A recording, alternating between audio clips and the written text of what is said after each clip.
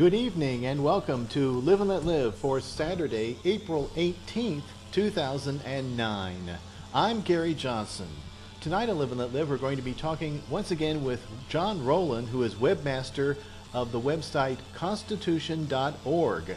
And we're going to be talking about a lot of things, including the fact that tomorrow is April 19th, and we're also going to be talking about a book that's just come out that Jon Roland plays a major role in. Jon Roland, welcome to Live and Let Live. Good evening, Gary. Thank you for having me. Okay, well, tomorrow's April 19th. What is, I guess it's more than one thing, but what is April 19th? Oh, a lot of things happen on April 19th. First of all, it was the Battle of Lexington and Concord in 1775. The British forces in Boston decided to march out to Concord to seize an arsenal being kept by the colonial militias. And the Patriots got word of it, so they had to march through Lexington to get to Concord.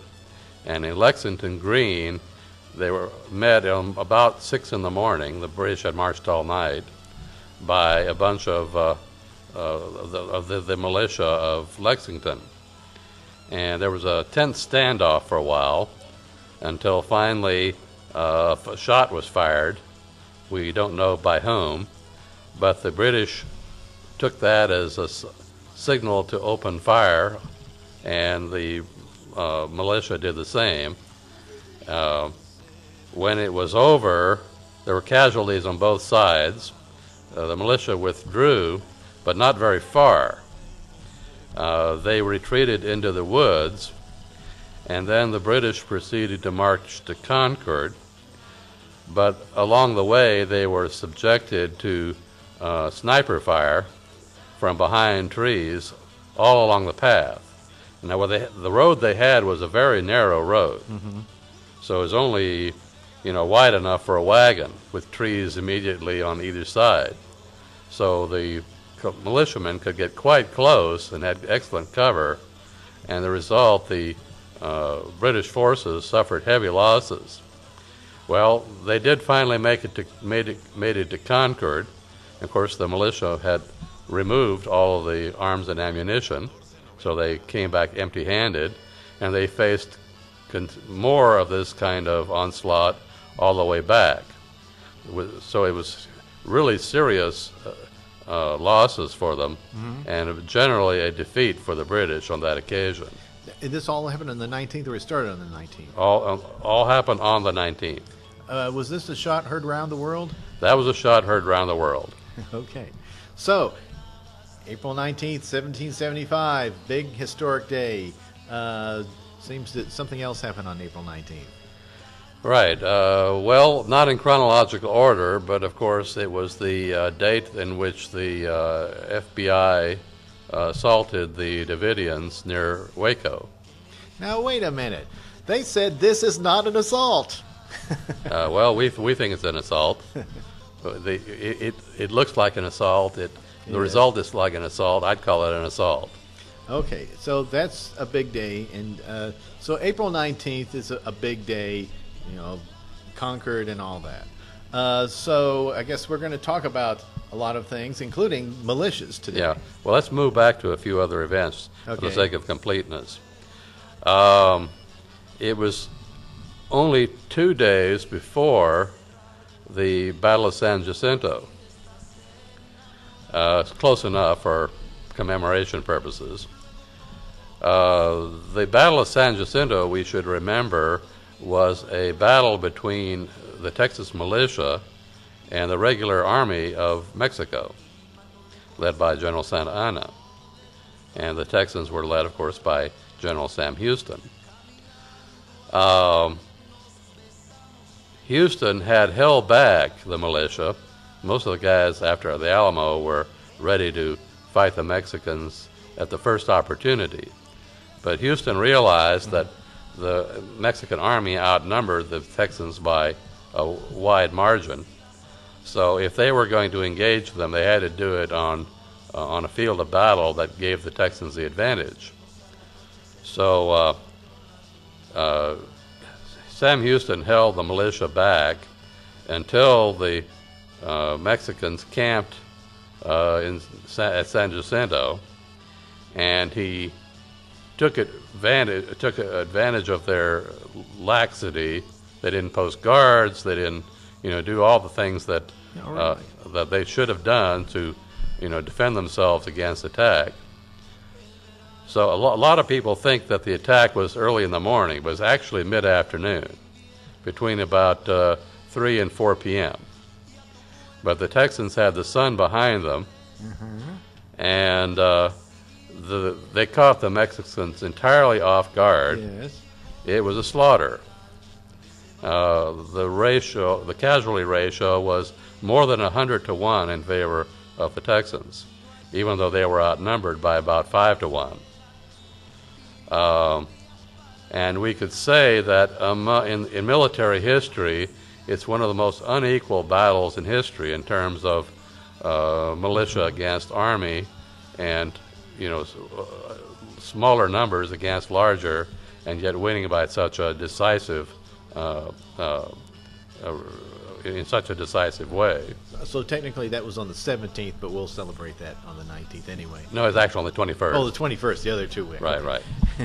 Okay. And another event that was of interest was the Warsaw Ghetto Uprising, in which the Jews, who had been confined to the ghetto of Warsaw, Poland, finally had enough. They decided it was better to fight and die than to just die. So they fought back, and they managed to get some of their number out, mainly through tunnels and sewers, and So you should explain that the Germans had basically did they kind of wall off this area? They had checkpoints, and they just kind of herded them into this one area. Right. They turned a part of the central Warsaw into a giant prison or detention camp. And there had been escapes all along, but the Nazis were fairly effective at preventing escape. But the thought was that after they smuggled in arms, which they didn't have at the outset, they figured that if they launched an attack on the Germans, that a few of them could escape. So most of them died, but a few of them made it and survived to have kids to tell the story. Then, of course, there was moving forward, there was the Oklahoma City bombing, which is also a seminal event in American history. On our website, constitution.org, we have links to a lot of these things, and you can go there and read all about them and see the legacy of that we commemorate on that day.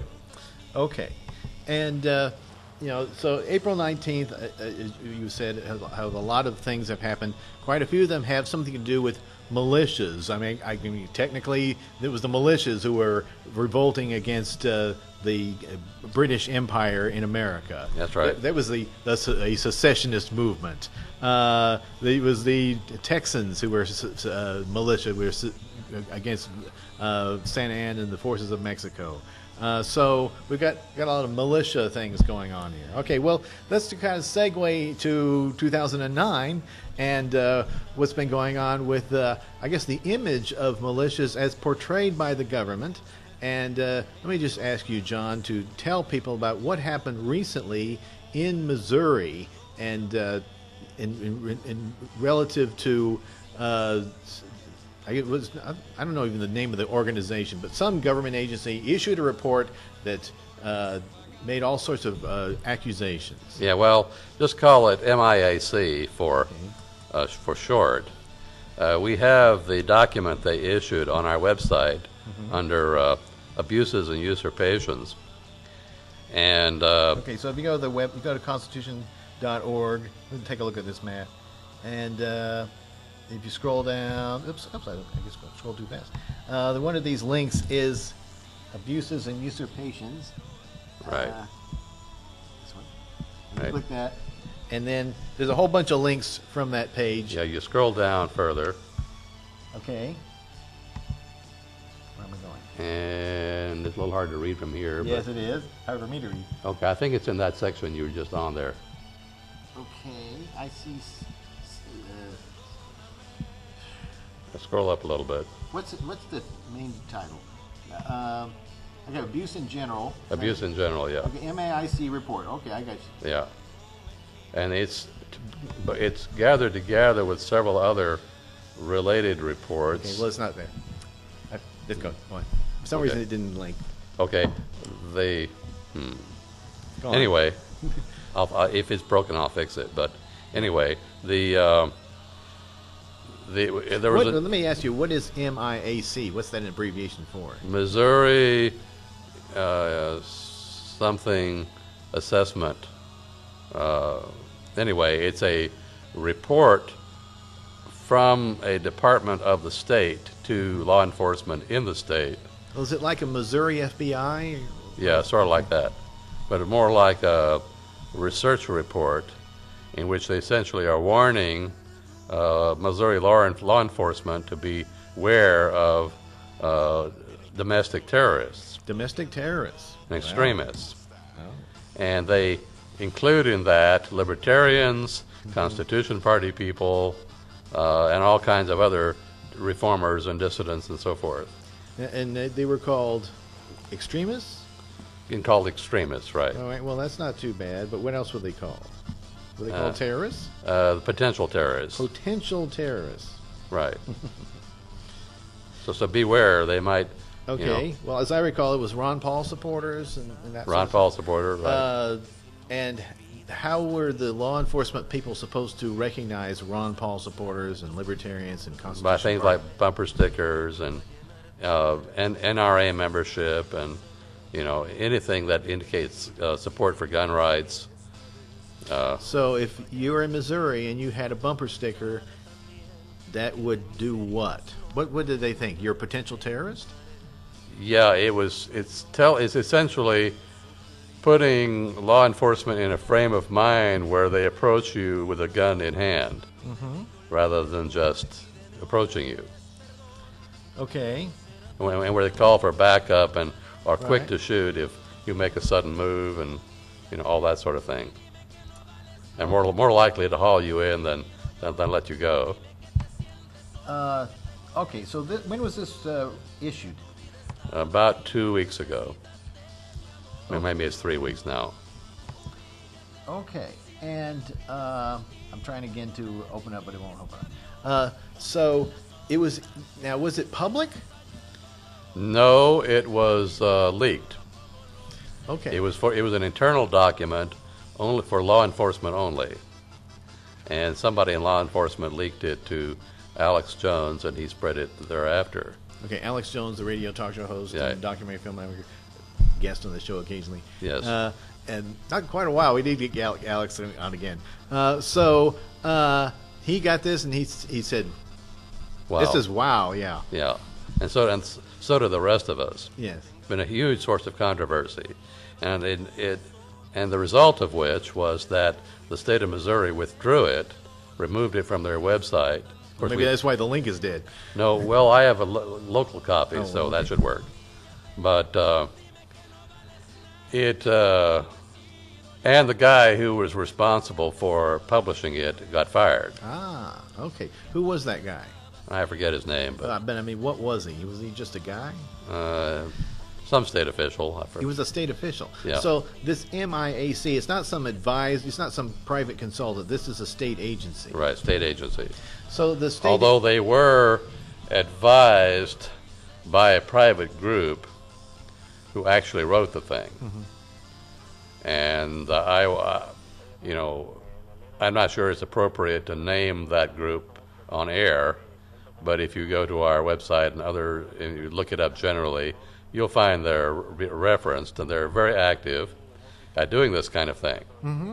They also apparently are responsible for the document which came out a few days later from the Department of Homeland Security. Okay, we'll talk about that in a moment. I want to talk a little bit more about the Missouri one first. So the Missouri one, it came out, it was written, it may have been really written by some private consultant, but a state official of the state of Missouri is the byline on it, well, shall we say. Right. And it gets written, and eventually it's sent to law enforcement in Missouri. Right.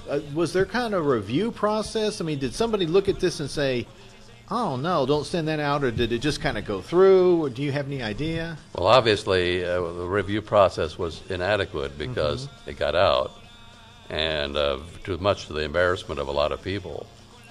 I guess I want to kind of press you on this, John. What exactly did it say? I mean, can you give me some more details about it, what it said? It listed these groups, and it kind of demonized them. They're libertarians, Constitution Party. As I recall, anti-abortion people were on the list. Yeah. Who else? Or is that pretty much the gamut? Well, Ron Paul supporters, Yeah. of course. Generally, supporters of gun rights. Gun rights. Anyone mentioning the New World Order or anything like that. Mentioning the New World Order. Is that actually in the report? I think it's in that one. Okay. I know it's in the other one. So. Okay. And we've kind of touched on this, but I want to kind of press you on it a little bit more. What did it tell law enforcement to do in relation to these extremists / potential terrorists? Well, it didn't actually tell them to do anything. It just framed the situation in a way that one can reasonably expect many law enforcement people to take as a license to abuse people. Right. What was the motivation behind this? I mean, do we know? Did this person or the real authors, did they have an axe to grind against, libertarian, small L libertarian, Ron Paul type people? I mean, Yes, how do you know that? because I've talked to them. You've talked to who? I know these people behind it personally. I mean, I've Yeah. communicated with them face to face. So, I mean, if you met them like at conventions or what? Various events, yeah. And so what is their agenda, their real agenda?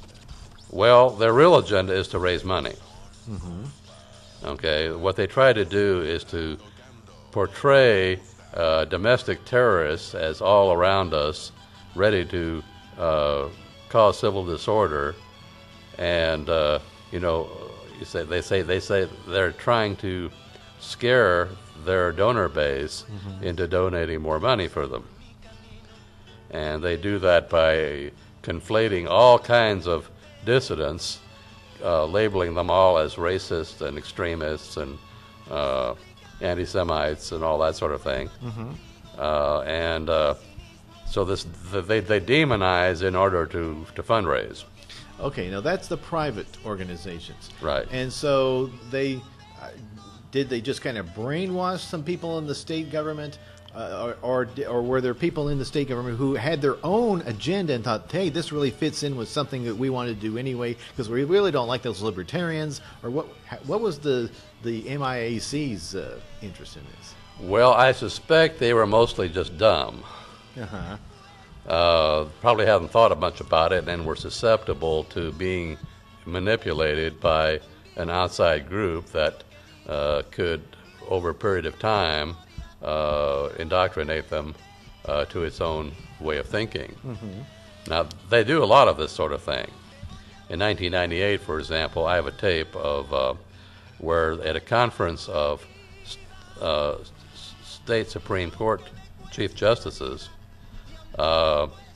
they spent, one of their people spent basically all the sessions in indoctrinating Supreme Court justices in each state, Chief Justices, on how to handle, or really mishandle, various types of litigants, especially what we call patriot dissidents, pro se's.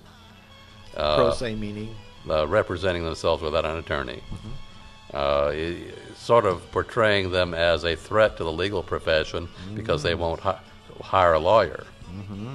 and says we have to stamp Maybe out they are. we have to stamp out all these people who won't hire lawyers. Right. Well, they may be a threat to the legal profession, but they're not a terrorist threat. No. Well, this tape you're talking about, is this a videotape or audio tape? A videotape. And so this person, who was giving the presentation?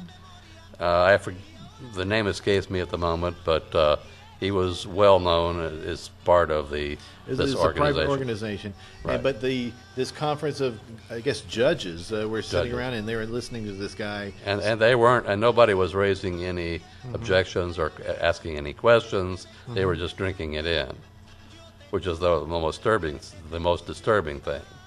So they weren't criticizing the presentation. A good judge said, "Now wait a minute, you're prejudicing our courts by what you're saying here, and if we have a case like you're discussing, we'd have to recuse ourselves." Right. And of course, they're not doing that. Okay, now taking a look at this Missouri report, it came out very recently, and it comes out, and it has been withdrawn. When you say it was withdrawn, what do you mean? They took it off their website. I mean, did they issue a statement saying, we repudiate this? Did they send a memo out to everybody who got it, the original, say, please ignore this previous report? We don't know about any memos, but they have essentially repudiated it by firing the guy. Okay.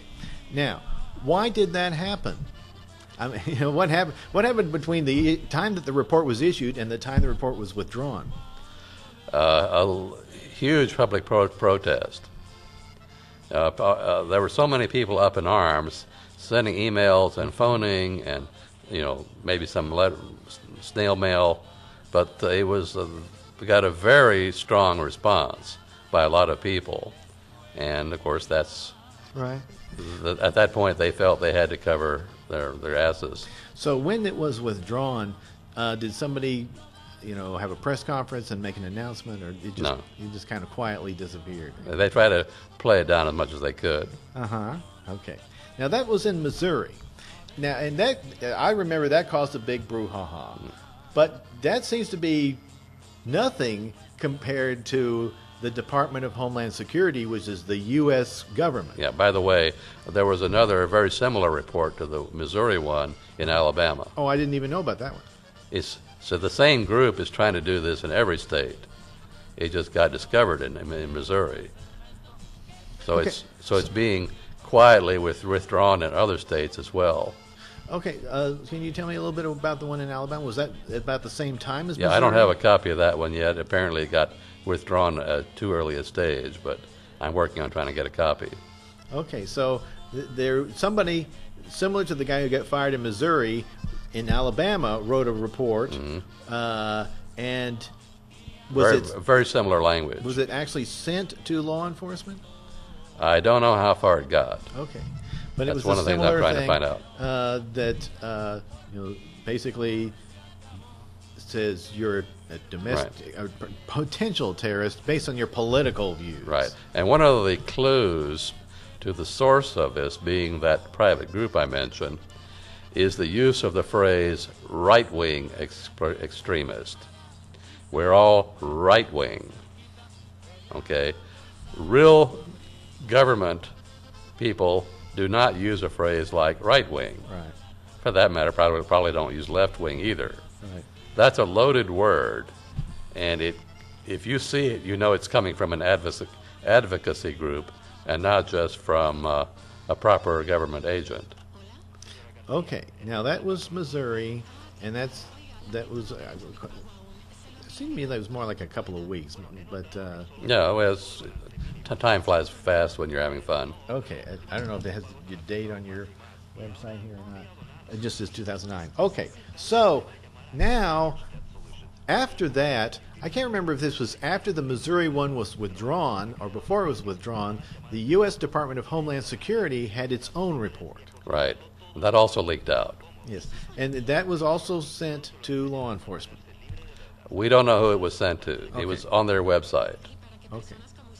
And it's gotten a similar heat. Okay, now, first of all, the U.S. Department of Homeland Security, we should remind everybody, is this big umbrella agency. After September 11, 2001, a whole bunch of agencies were put inside of it. I think, wasn't ATF put inside of it?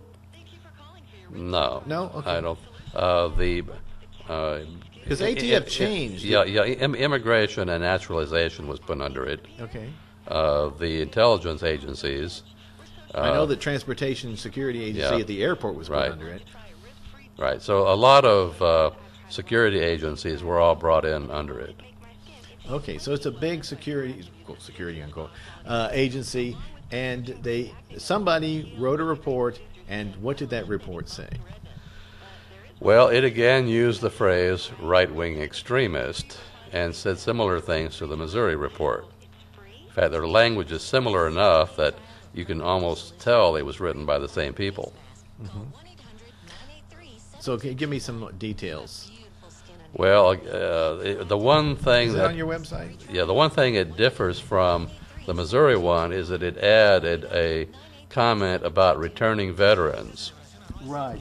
Where is that on your website? Right below it. It's the right-wing extremism, current economic and political climate fueling resurgence in radicalization and recruitment. Right. Department of Homeland Security. Okay, that one. Yeah. All right. This is the one that's been in the news a lot. Yes. And as you said, this one, in addition to what the Missouri report said, also talks about veterans. Yes. And that really raised a lot of hackles. Yeah. The veterans didn't so much get involved in the first one, but when veterans were mentioned on the second one, we got all of them on board. Mm-hmm. Okay, so here's the cover of it. I don't know if we want to take a look at it here. And it's a relatively short report, it looks to me like. Yeah, that was fairly short. And there it is.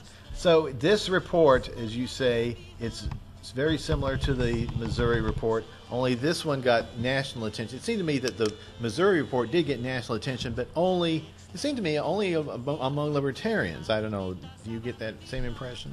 Well, Constitution Party people, too. Chuck Baldwin has been it only got all attention of the people who were directly attacked. Is that a fair comment? There were some attention by civil libertarians as well. Mm-hmm. AACLU people got on board on that one. Okay, but the DHS one has, I mean, I see it on the national news being blasted, and various right-wing talk show hosts like Rush Limbaugh have gotten on top of this. So this one, and this time the head of the Department of Homeland Security, is it Janet Napolitano? Right. She actually has made some statements about this, right? Mm-hmm. It seems to me that she's either apologized or hasn't apologized, depending on whose interpretation there is. Well, it's not a very convincing apology, if it's supposed to be an apology. And that's, of course, interesting in itself, because I don't think she really appreciates how much her organization has been infiltrated by that private group I mentioned. Mm-hmm. And they are really a threat to our Constitution and to the national security. So that's important to focus on here, John. It's not just that some people can look at this, and I think some political pundits are looking at this purely from a political viewpoint. Some are suggesting the Obama administration is liberal, therefore they're picking on the right wing. Mm-hmm. But it seems that the people who are really behind this aren't really part of the Obama administration. They're people who've been there for a long time, and that this is not partisan. This is something that's more long term. Right. This is a special interest group that has, a long history through many administrations. They try to infiltrate every level of government and to manipulate it for their own purposes. Now, this report, it came out. When did this report come out? It seems to be It hasn't been as long, a couple of weeks. Yeah. And it came out, it got attention pretty quickly, it seemed to me, that quite a few people said this and said, whoa. Now, one of the things, I think the Wall Street Journal reported this, that when this report was written, people saw it before it went out and said, do you really want to send this out, or something like that? Do you know more about that? Well, we have rumors of that, but nothing definite.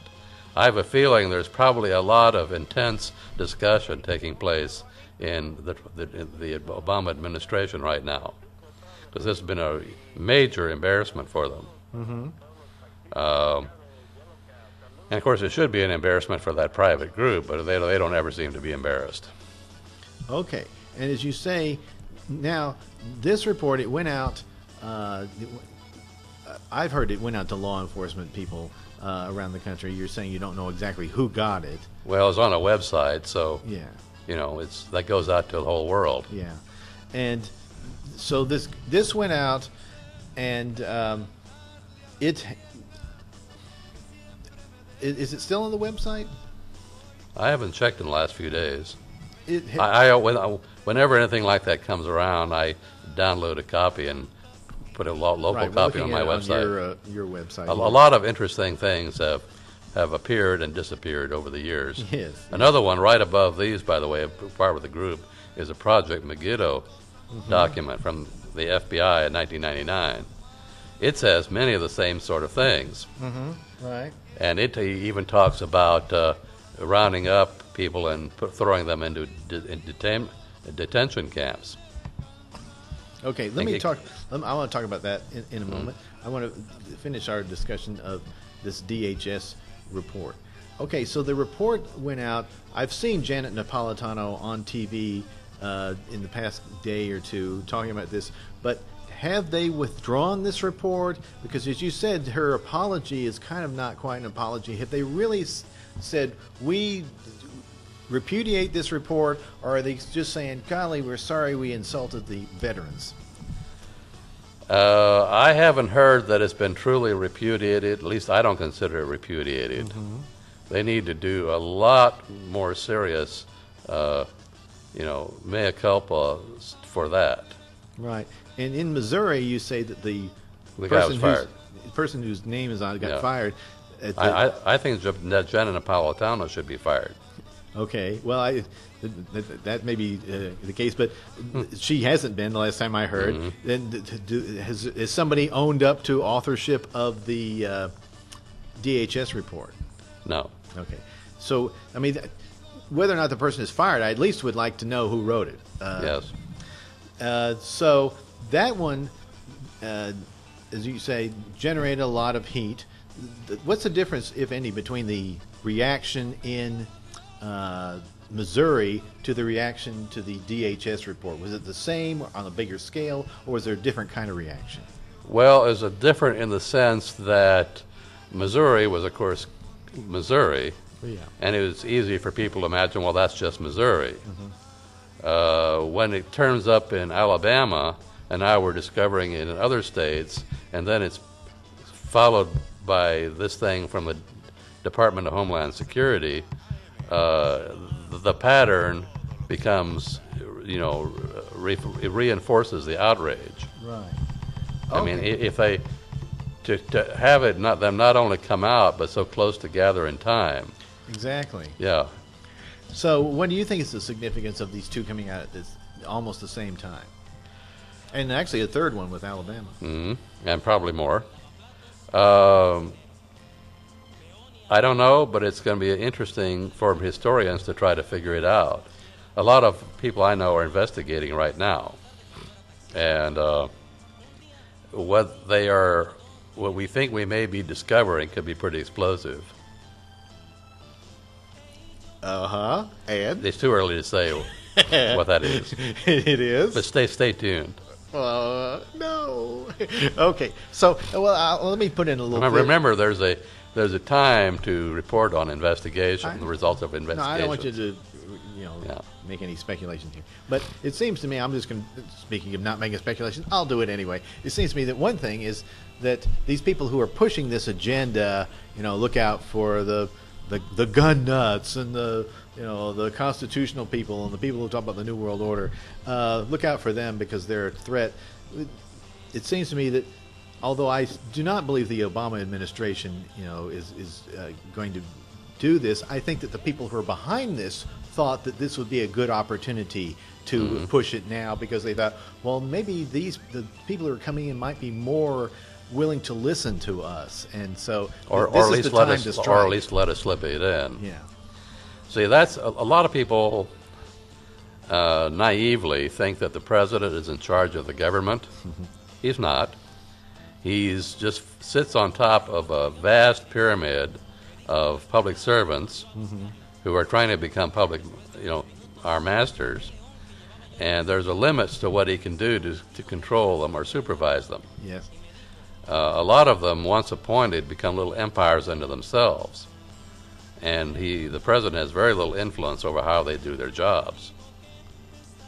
Okay, now you mentioned Project Megiddo, and we now have that up on the screen here. We can take a look at briefly, Matt. This is from the FBI and its official report. And what was that all about? Well, that was anticipation of Y2K. The FBI, along with a lot of other people, got scared that Y2K would lead to catastrophe and public disorder. And so basically they put out a planning document called Project Megiddo. What is Megiddo? Megiddo is the location in Israel that's where some expect the final battle at the end of days, Armageddon. And that they would name it that is interesting in itself. I mean, that's, what were they thinking? Yes, I know. But, it comes right out and say, you can read it for yourself. They're talking about rounding people up and detaining them. Yes. Now, that's a little bit different from these recent reports, which don't actually say, here's what to do. Megiddo said that. Round up people. Right. And so when you hear conspiracy theorists talk about, FEMA camps and people being rounded up and red lists and blue lists and all that, it's not as though there is not a documentary foundation for many of these concerns. The government itself comes out with stuff that point very clearly to exactly that. Now, this is an FBI report, Project Megiddo. Right. It came out. It was on their website. And has it been repudiated? They took it down. They took it down. They didn't repudiate it. They took it down. Yeah. Well, of course, Y2K came and went. I don't know that. Yeah. So I don't know if we're getting a little. I may be getting a little off topic here, and if I am, just tell me. But do you know anything about Rex 84? No. Okay. Well, that was supposedly the plan drawn up by Oliver North in 1984 in fear of massive anti-war protests, and it had plans. It came out. It was leaked a few years later. The Miami Herald published the thing. Okay. Well, I definitely have to get a copy and put it on my website. Okay. I don't know if you can get a copy. I do know that it was reported on the press a few years later when Oliver North was... If a copy exists anywhere, I can probably track it down. Okay. All right. Well, I said that was a little off. Okay. So let's get back on to things that we have and know. So, John, we've got about 20 minutes left here. And you, I guess, are you in a book? I'm in a book. This book. Okay. What is the book? What's it called? It's called To Shake Their Guns in the Tyrant's Face. Okay. It's by Robert Churchill, who is a professor of history at Hartford, the University of Hartford in Connecticut. And basically, it is it's a good, competent, scholarly treatment of the militia movement. Okay. And how, of course, for those viewers who may not be aware of it, I played a large role in launching the modern militia movement. Okay, and we do have the cover here. I don't. Matt wants to show this. To shake their guns in the tyrant's face.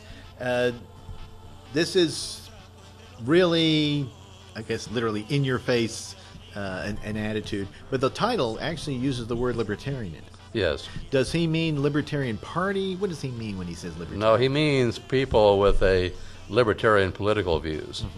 Small L libertarians from our viewpoint. So how does he define libertarian?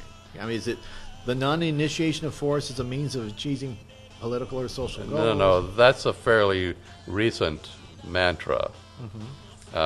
He identifies libertarianism with the philosophy of the American Revolution, which is? Well, was commonly called Whig, W-H-I-G, or Republican, to use the 18th century. Was it Lincoln a Whig before he became a Republican? That's right. And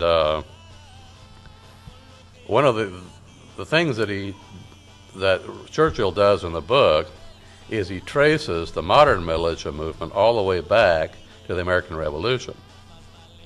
And he shows how it reemerged almost every generation from then until recently. So it's not something new that just sprung up in 1994.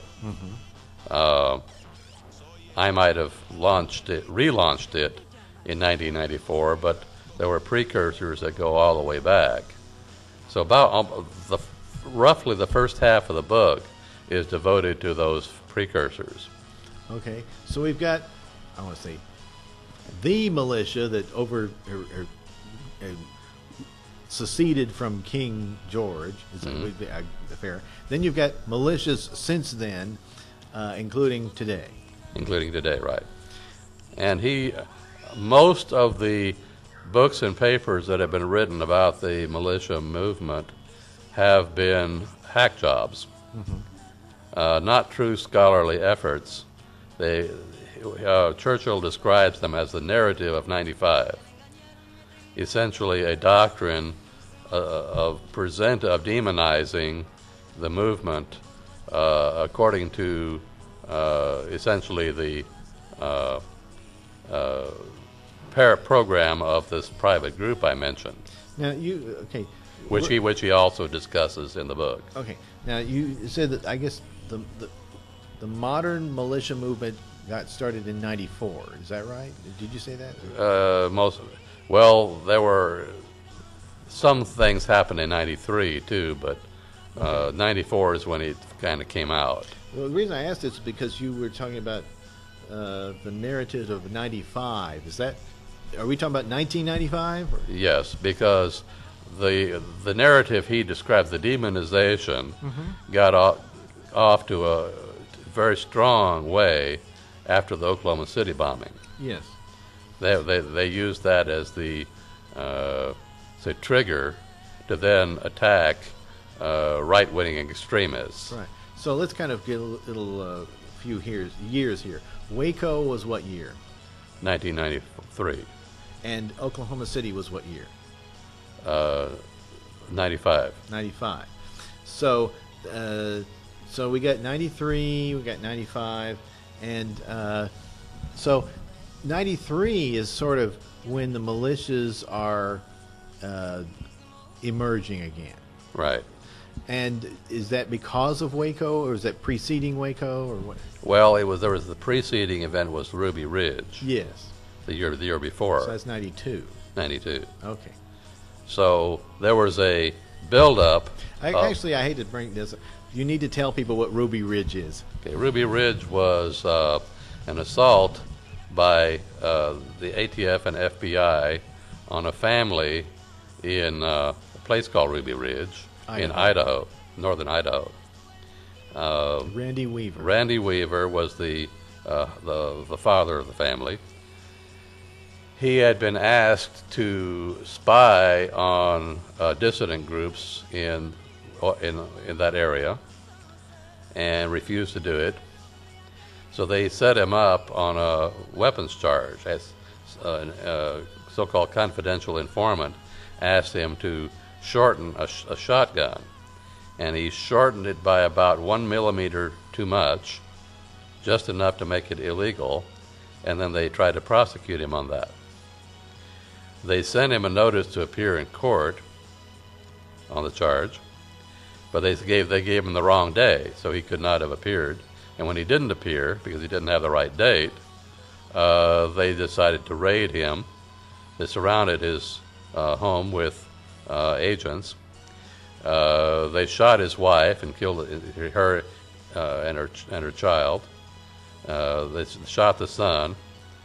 Of course, it started with shooting the dog, a standard operating procedure for federal agents. If there's a dog around, they kill the dog. And that led to a very tense standoff. Yes.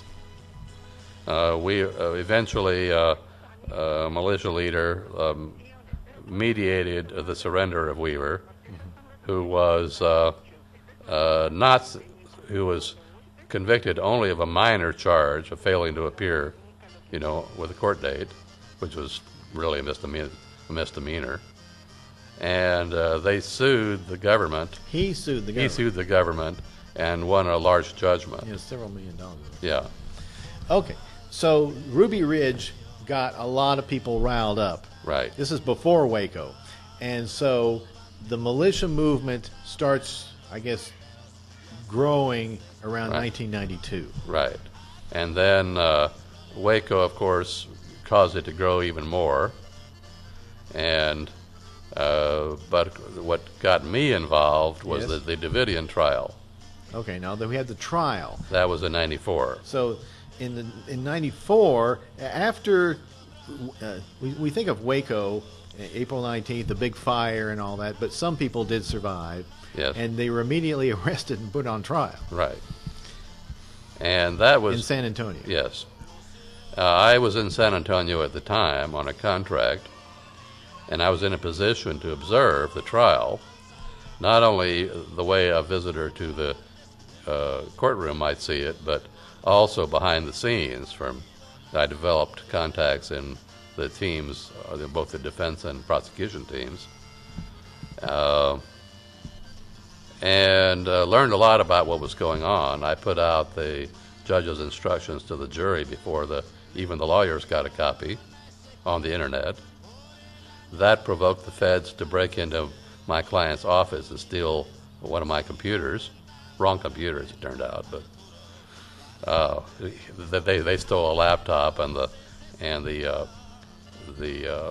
stuff that I was putting out on the internet was on a desktop unit. Anyway, long story short, what provoked me was the way that the Davidian trial was conducted. How many, about 5 are on trial? 7? How many were on trial? 9, I think. 9? Okay. Yeah. Anyway, I'll have to check that number, but it's on my website. Mm-hmm. The thing is that the jury was ready to acquit, but they thought they should convict them of something, so they convicted them of carrying a weapon during the commission of a crime. But they acquitted them of the crime. Well, carrying a weapon during the commission of a crime is only an enhancement. It's not a crime in itself. And yet they were sentenced on the basis of that. Carrying a weapon in the commission of a crime when you didn't commit the crime. Right. And the judge's instructions to the jury, which is very common in such cases, was very cleverly written to deceive the jury. And that's what essentially happened. The jury foreperson, Sarah Bain, afterwards was really angry about how they had been misled, and she admits that the jury would have found them totally innocent of all charges if they had realized what was going on. Okay. Now, how does this relate to the militia movement? Well, the realization emerged that the government was doing this to people. Yes. It wasn't just denying people's rights in court, it was going out and killing them in the field, as it were. There had earlier been, of course, the Operation Move in Philadelphia, where they burned out a bunch of people. Explain that. That was a group, I would say black militants. I don't know if they were all black or not. They're mostly black people, yeah. And they was in this neighborhood in Philadelphia, and one day the cops went in and there was a siege, and the mayor, I guess the mayor, actually authorized a bombing of this this townhouse or something. Yeah. And earlier there had been, of course, and when I say bombing, I mean a helicopter dropped a bomb. Burned them out. Of course, earlier there had been the assassination of Gordon Call. It can only be called an assassination. He was, I think they gouged out his eyes and cut off his hands and, tortured him to death before they finally killed him. Then they burned the body. What was that, in Arkansas? I forget where exactly it occurred. Anyway, so there have been a lot of atrocities like that. Yes. And the militia movement essentially emerged to defend against that kind of thing. Yeah. The resounding cry is, like, remember the Alamo? Well, it's with no more Wacos. Right. Okay, so 94 is a big year. You're kind of in the middle of it. Now, what does this book say about all that? We've got about 8 minutes here. Well, what it says is not a definitive history of the militia movement. Mm-hmm. That is yet to be written. But it makes a good introduction to it. Mm-hmm. I suspect that Churchill is planning more books, mm-hmm. especially if this one does well. Mm-hmm. So I'm encouraging people to buy the book. You can't do that. And I'm just reporting I'm doing it. I'm not telling the audience to buy the book. Yeah, okay. And with the hopes that the definitive book or books will be written on the movement, which I think is one of the most important in American history, because it raises so many issues. It really brings together all of the constitutional issues of our time, mm-hmm. because basically it's a constitutional militia movement. These are constitutionalists who are happening to also arm and prepare themselves for battle if it comes to that. Now, you talk about the militia movement kind of coming back again and again and again. What I think people are kind of familiar with the militias in recent years. I don't remember hearing anything about militias before the 1990s. So, what were they doing earlier? Well, the answer is not much. Mm-hmm. During the First and Second World War, the Cold War, the Depression, people were distracted by those events, mm-hmm. and tended to be less concerned about constitutional compliance. For example, because of the Depression, there was not a lot of opposition to the violations of the Constitution during the New Deal. That the Depression gave the administration and the leaders cover for violating the Constitution. Now there had the last big significant efforts, actually were the lead up to the World War I, mm-hmm. And there were others associated with the lead up to the Civil War and to various other movements and activities. Well, let me ask you this: today, what do the militias do? Do they march around and practice, or what did the militias actually do? Well, the answer varies from unit to unit. Yes. But they mostly engage in combat and law enforcement training. Mm-hmm. So it's mostly training. Training, right? And practice, I guess. Practice. So we used to do, back in the early 90s, we tended to do more target practice, mm-hmm. but since about the late 1990s, we've gone much more into combat training, using paintballs and airsofts and stuff like that. Okay, now that's what the 90s zeros incantation, whatever the term is, of incarnation of the militias have done. What about these previous eras? I think paintballs didn't even exist, So what did they do? Well, most people active in militia units Yeah. are veterans. At gatherings of militia leaders, they're almost all veterans. But they're not necessarily just veterans of the military. They tend to also include a lot of veterans of law enforcement. And what most of them have in common is that, first of all, they took an oath to uphold the Constitution. A high proportion of them are people who take that oath very seriously, often for religious reasons. And secondly, they're people who have tended to encounter a lot of corruption and abuse of power in government during the course of either their military or law enforcement service, or perhaps in another walk of life. So corruption and abuse of power tends to be, and witnessing it or having it happen to a friend of yours tends to be the main motivating factor. Okay, we've only got about a couple of minutes left here, John. You know, when you talk about the militia, you're for the militia. The Second Amendment, talks about a well-regulated militia being necessary for the security of a free state.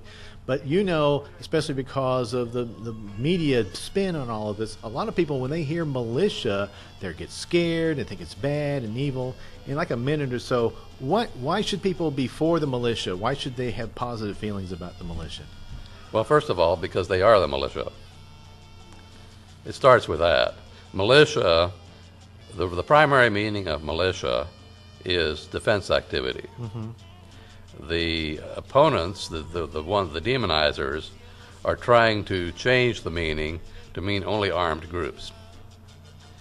But the original meaning from the Latin is defense activity. Now, originally, one could quibble and says, well, you should mean military activity, but in the ancient Roman Empire, or Roman Republic primarily, the militia were used for law enforcement and disaster response, as well as for fighting foreign enemies. So defense activity is probably a better translation. Okay. And that in linguistics, the term is a polyseme, P-O-L-Y-S-E-M-E. It means a word having more than one meaning. Yes. And in this case, it's another kind of word called an acronym, which is a polyseme that has a primary meaning of an activity and a secondary meaning of those engaged in the activity or those who are obligated to engage in the activity. Okay, John. Well, we're out of time. I want to thank you for being with us here on Live and Let Live. We've been talking with Jon Roland. He's webmaster of Constitution.org. I'm Gary Johnson. Good night. Next week on Live and Let Live, our guest will be Dr. John Breeding. He will talk about the threat of the use of Ritalin and other mind-altering drugs on school children.